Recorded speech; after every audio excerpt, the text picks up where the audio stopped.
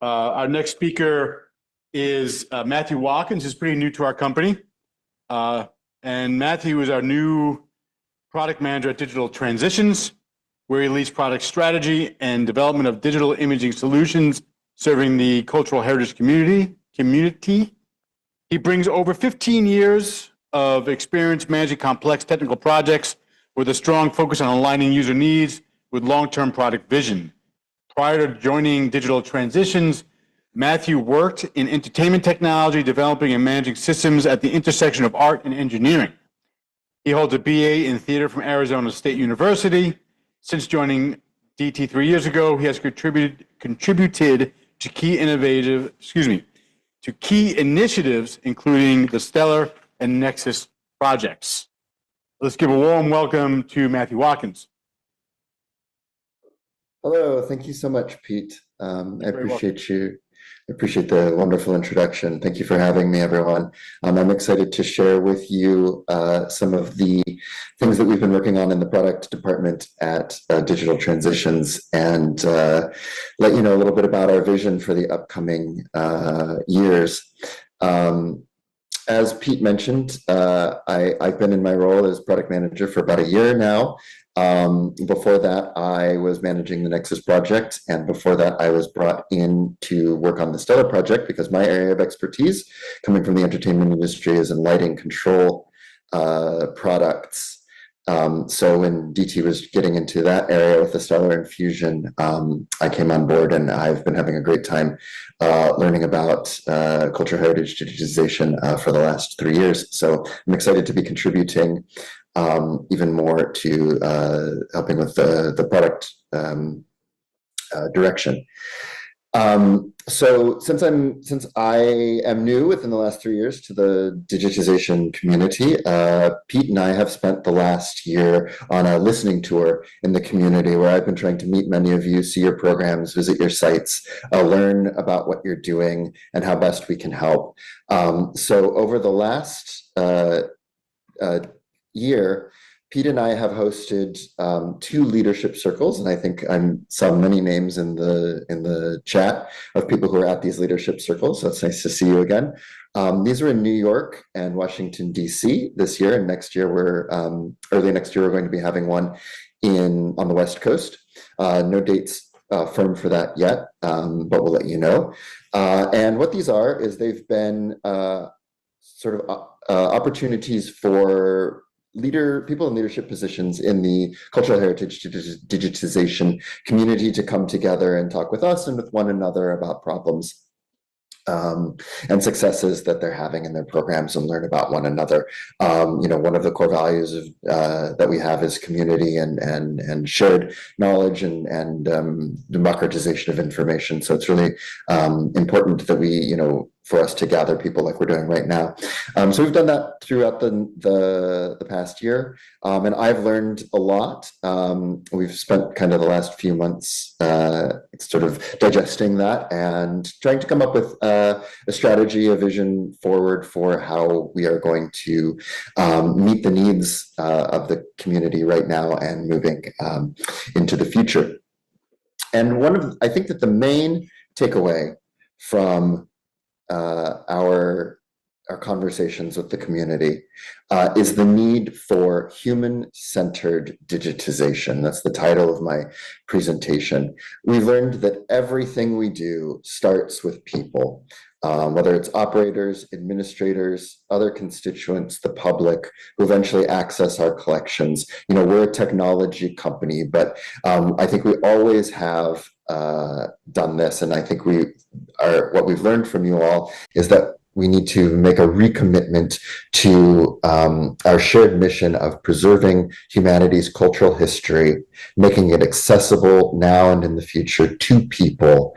All the technology exists to serve people, the people who are making images and the people who are consuming them. So we've put together a few initiatives that we're going to be rolling out over the next year and even beyond that I want to share with you today about how DT's commitment to human-centered digitization will be enacted in actuality. So the first of these is ergonomics. So, digitization is a repetitive task. We're often dealing with large collections, sometimes in the millions of objects. It's an area that is prone to repetitive stress injuries. So we have been doing a comprehensive ergonomic review of all of our benches, from the Element to the Titan to the Versa to the Atom, with the goals of developing improvements to the benches to reduce strain, improve material safety by making the human element more comfortable, predictable, and easy, and increasing throughput by reducing fatigue and making the systems easier and more predictable to use. We expect the results of this ergonomic assessment to be coming out, in the near to medium future. We don't have anything to announce, and my portion of the presentation is not about making specific product announcements, but to give you an insight into some of the things that we're thinking about and the vision that we have moving forward. But ergonomics are coming up, so be on the lookout for that. The other thing that came out of our conversations with you is that we are facing a constellation of challenges. There were really 4 quotes that I pulled out of our meetings that I want to share with you that are framing how we're thinking about product development moving forward. The first one is that you asked us to automate repetitive tasks so that you can focus on what matters. So DT, we think of ourselves as being there to help you solve your, what Pete calls the problem children in your collections. Collections have difficult items, fragile items, unusual items, and our systems and our expertise are meant to help you solve the challenges of imaging those things. At the same time, there's your programs are, stakeholders need access. There's a lot of digitization on demand in the community, and there is a need for the sort of day-to-day digitization. So some of the things that we're thinking about are about how do we automate that day-to-day repetitive tasks so that you can focus your time on the things that really matter in fulfilling your missions. The next thing is we have to do more with less. I think that this is true across the board in every, in many walks of life, and it's certainly true in the glam industry. And so we've been thinking about how can we recommit to our values and of modularity, flexibility, and power. We rely on volunteers and students. This isn't true across the board, but a lot of programs have a mixture of experts and untrained users who come in and need to be able to use the systems without necessarily being experts on them. And so we have to design systems that can produce expert results, have the flexibility to produce expert results while being easy enough for volunteers and students to use. And finally, and I thought that this was really interesting, most of our most important problems are ones that you can't solve. And I think that this is a really interesting challenge because I think that you're right. DT can't solve these problems for you, but we can certainly help you to solve them by providing tools and the expertise to use them so that you can solve your digitization problems. So our vision for our product line moving forward is that we develop tools that empower people. Our solution to this challenge of helping you to solve the problems that you need to solve is a suite of human-centered technologies that empower people to get work done. Whether you're imaging manuscripts or glass plates or textiles, we want to build configurable workflows that fit your needs quickly and repeatably. These tools are going to be designed to help you do it yourself, faster, easier, and more reliable. We've been working with clients on our special projects, as well as with our internal service division, which is called Pixel Acuity, if you're not familiar with it, to identify 4 criteria that our products and these tools need to meet moving forward. And those are, they have to be powerful, they have to be approachable, they have to be adaptable, and consistent.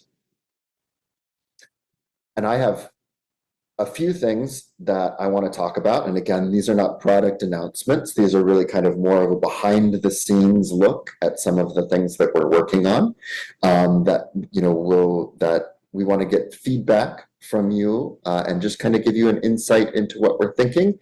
Because as I said earlier, partnership with you in the community is really, really important. We want to make sure that we are making the right things at the right time in the right way. So getting your feedback on these is incredibly valuable to us. So the areas are broadly workflow automation, camera, and integration. And I'm going to start with workflow automation. So for us, workflow automation doesn't mean taking people out of the loop. Again, it means putting people at the center of the loop, giving them tools that expedite their workflows, make them easier, make them more repeatable, make them more consistent, and let them focus more of their time on the parts that matter. So this means repeatability, flexibility, and ease of use are our primary concerns. So we've been working on 2 things that I'm really excited to share with you. And again, these are not products that are available right now, but we're really excited about them. We're using these internally. The first is our capture sequencer. And this came out of a collaboration with a client that our head of R&D did a special project with to develop RGB captures. And essentially what it is it's a configurable set of cues that let you build your own custom repeatable workflows to tackle your unique challenges. So as you can see on your screen, built into this version of DT Nexus are cue groups, and inside each group is a number of cues such as set light, set shutter speed, set clipboard, and capture. And when you click trigger, the sequencer will run down these cue lists, doing all of this automatically. One of the most powerful things about this feature is that you can save these as presets and recall them at will. So you can build these cue lists, these presets, load them up for a particular material type or a particular workflow, and swap them in and out, which opens up a lot of possibilities. You know, on the one hand, you can build a repeatable cue list that uses your metadata tags, your custom naming, the instructions to transfer to your servers, whatever your basic settings are for your volunteers and students to use, load that up, and they don't ever have to touch more advanced settings in Capture One. Or on the other end of the spectrum, you can use it to build more sophisticated digitization workflows, building cue lists for particular special projects, such as sequential imaging, focus stacking, or other sophisticated technical imaging problems. This will go hand in hand with another technology that we're developing, and I don't have an image of this, so I'm going to stay on this slide because this is a brand new idea, but essentially we're working on what we're calling a capture client controller, which is a set of hardware buttons and knobs that are assignable, that go on your workbench, plug into your digitization computer, connect to the sequencer and to Nexus, and allow you to run complex cue sequences at the push of a button. So you can build these presets, assign them to a button, and click a single button and have it run down those complex workflows. So for example, we believe that it will probably ship with some default settings, which would include things like capture, recapture, tag, a variety of standard workflows, but you could reassign them easily.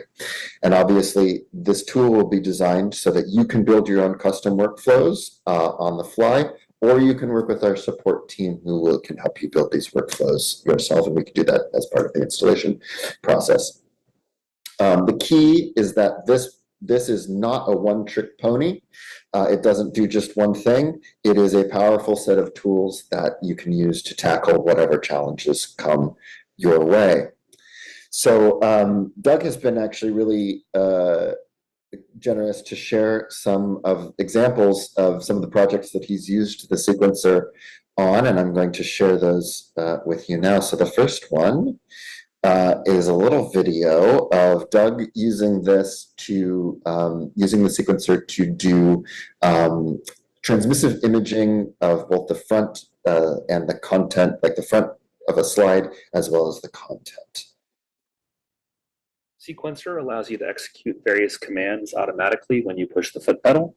Here we see capturing a transmissive followed by reflective capture of a slide, advancing to the next slide, capturing the transmissive followed by reflective. That comes into capture one looking like this. Here's the transmissive capture, here's the reflective capture, here's the transmissive capture, here's the reflective capture. This allows you to do some pretty advanced workflows. This is just one of those potential workflows. Great. So as you can see, both of those captures took place with one click of the foot pedal. Another thing that he's done is a really exciting project where this is a demo of a 5-light setup, taking a capture with light from 5 different angles, and then compositing it to reduce specular reflection. And you can really see it on these brass pneumatic fittings there, kind of in the center. I'll take you through these images, and you can see the specular reflections. Oops, went too far. Yeah, so here we go. I apologize about that.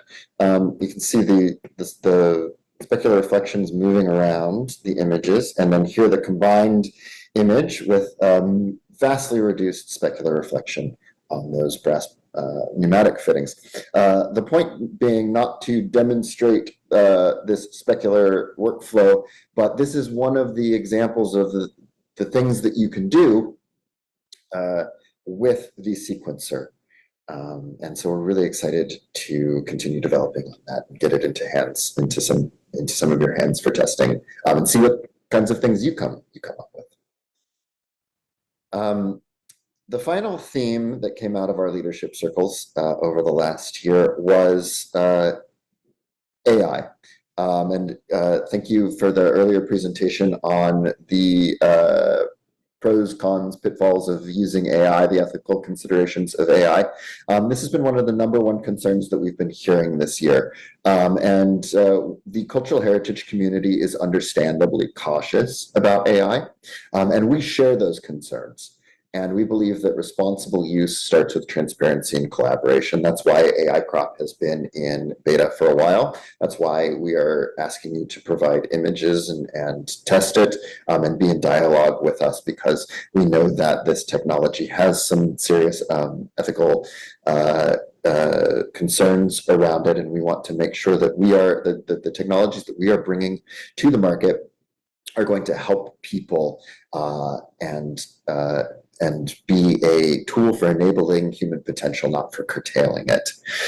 So we believe that if we are deliberately careful and cautious and use it appropriately, and we develop with the community, that we can improve accuracy with these tools, increase throughput,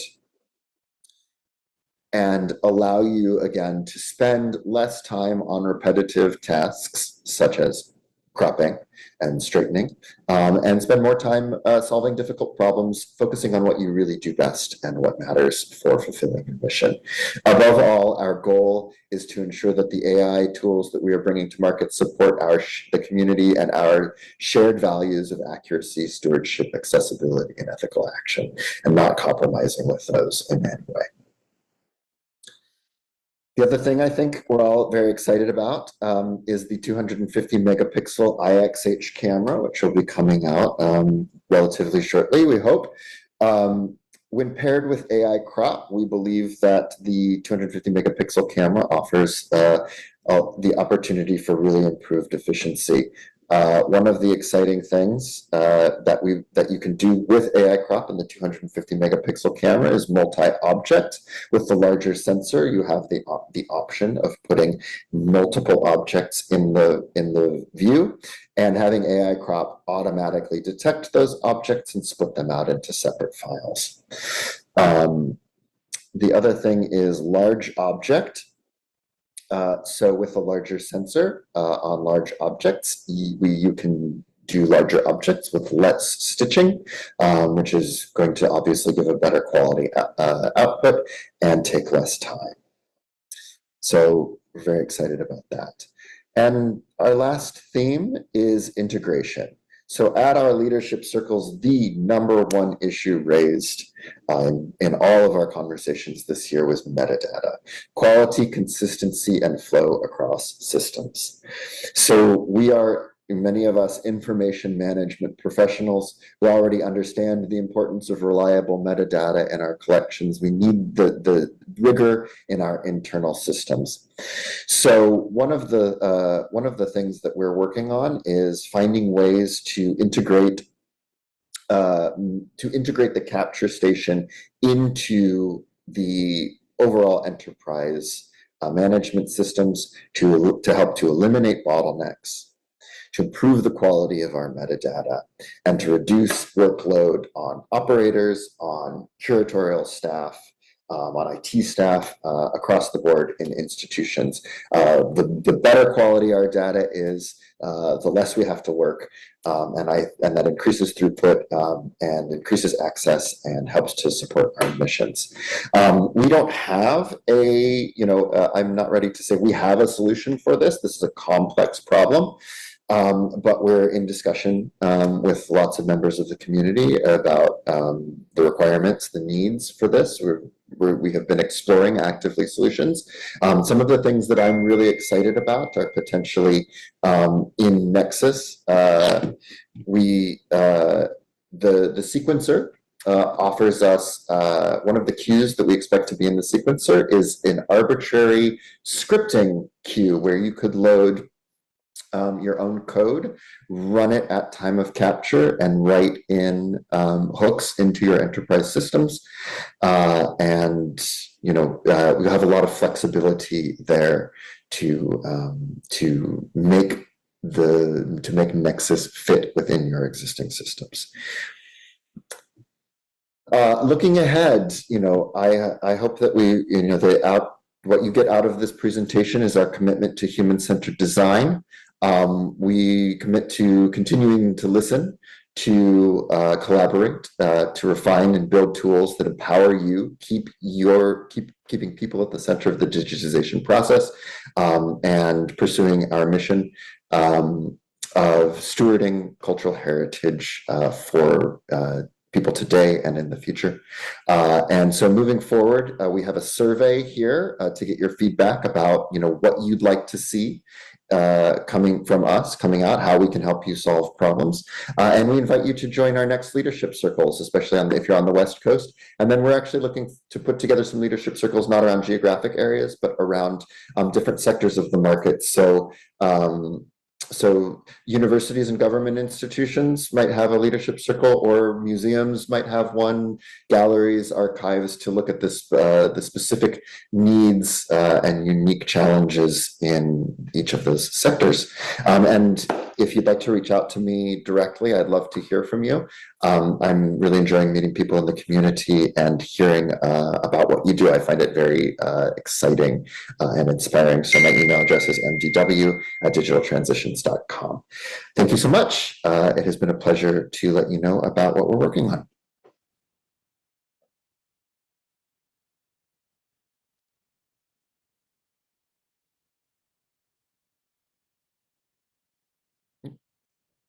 I am not getting audio.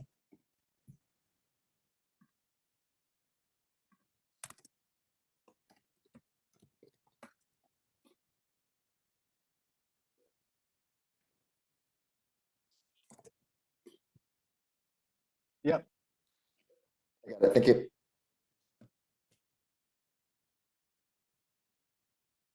You can hear me. Here. Yeah, I've got audio now. Thank you. I have a question from Jeff. Yep, I lost it again. There we go. No, now I got it. Yeah, now I got it. Thank you. We have a question from Jeff Golden. Yep, and it's gone.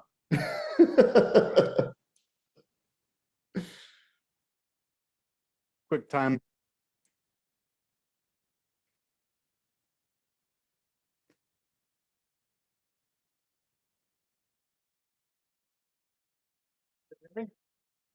I got you now. Hello? Sound check, 1, 2, 3. We're all Yes. good? Okay, here we go. Question from Jeff Golden. Any plans to create new film holders to allow single capture of up to 4 4x5s and AI crop for files?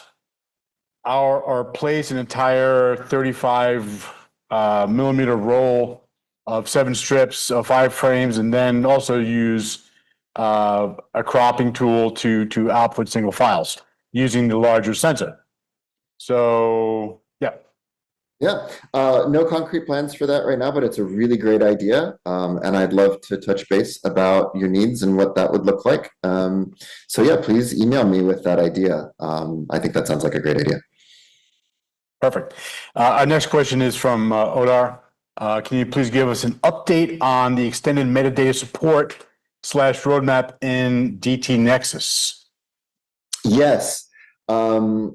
Yeah, so we have done some work on that. We're not ready to roll anything out on it, but would love to continue the conversation with you about that in future Nexus updates, especially as we look into integration workflows and connecting to enterprise systems. That definitely is going to be part of the conversation. Thank you. We have an email, a question from Paul Ekoff. And his question is, would the leadership circle include Canada? Oh, sure. That's a great idea. I mean, Pete, do you want to go to Canada? Sure. I'd love to go to Canada. Yeah. So yeah, we'll definitely put that on our agenda. Yeah, that sounds great. We also have a question from Matt Fretchel from Disney. Were the previous leadership circles announced? They were invitation, actually, at the time, because we, when we're rolling out a new product, or sorry, not a new product, but a new initiative, we wanted to do it with trusted partners so that we didn't embarrass ourselves. And I think it went really well. And I think we're ready to roll that out to the broader community. So we're looking forward to including more people in that. Excellent. We have another question from NYPL from Steve Crossett. And it's a good question. I know we've talked about this internally, but I'm going to repeat the question here. Will there be a process in place for multiple object capture to keep rectos paired with their versos? Oh, interesting. Yeah, I think that's definitely something that we need to find a solution for. Yeah. I don't have a solution for it in my pocket right now, but that's going to be an important part of rolling that project out. So, yeah. Okay, we have another question from a Martin Axon. And this is probably our last question for the session. You say the blue light is best for black and white film capture with your black and white camera, not color camera. How does that look with the new phase 1 250 MP? Yeah, I think that's really a question. That's a kind of a technical question for Doug. Is he still there? Yeah, I think Doug may be a little better equipped to answer that one. I mean, I can give it a good try, and Doug can correct me. I assume, of course, that the 250 MP IXH camera will come with a monochrome sensor. So, in effect, you'll have the same increased resolution as with the IXH 150. That would be my assumption there. I think we have I think that's probably it for the moment for questions. All right. Well, again, Matt, thank you so much for a great presentation. I'm going to give you another round of applause here. All right. Well thank you. done.